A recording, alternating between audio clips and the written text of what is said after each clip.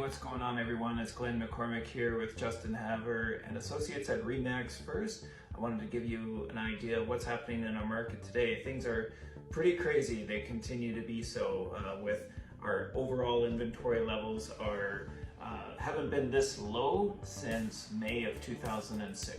For the month of March, we had 2,432 sales, and that's out of a total of 3,233 units. For all property types in Calgary, it looks like we have about a 1.3 months of inventory. That means it'll take about 1.3 months in order to exhaust all of the inventory if no new homes were to hit the market. Let's talk prices for a second here. Right now, the total benchmark price for all of Calgary, again, all home types, we're at $541,800. That is up actually 2% from the previous month of February, and we are up from last year in March. However, we're not as high as the peak, which was May 2022, when we hit $546,000.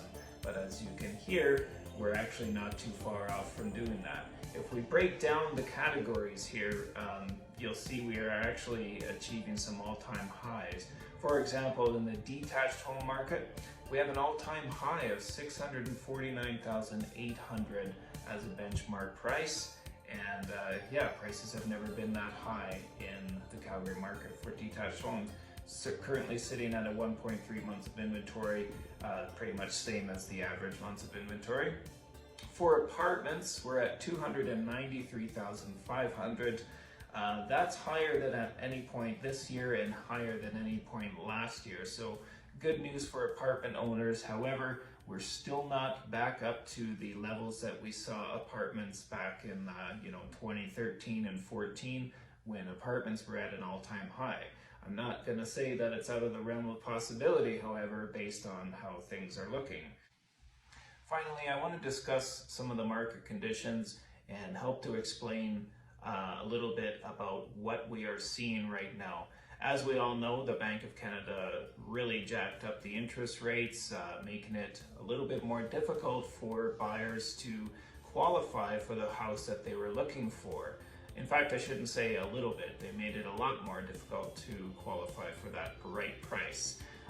We all thought and expected that this would significantly drive prices down, and the market did react to it for a while, but it seems like the reaction to that higher interest rate is pretty much over, and the demand right now we're seeing in Calgary is very healthy.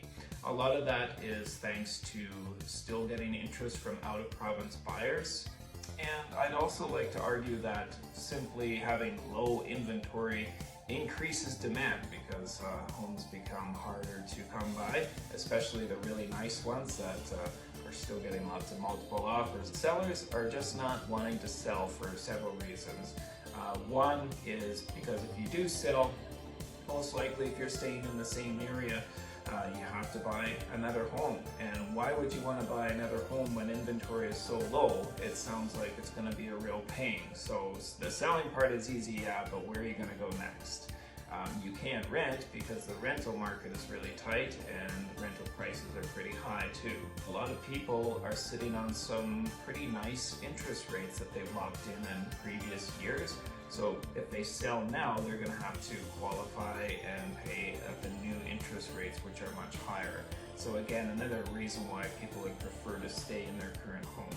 Once again, we are in very interesting times right now. I don't know what to expect for inventory. I imagine you're going to have some amount of sellers that decide to list their home because they start realizing that homes are selling pretty good.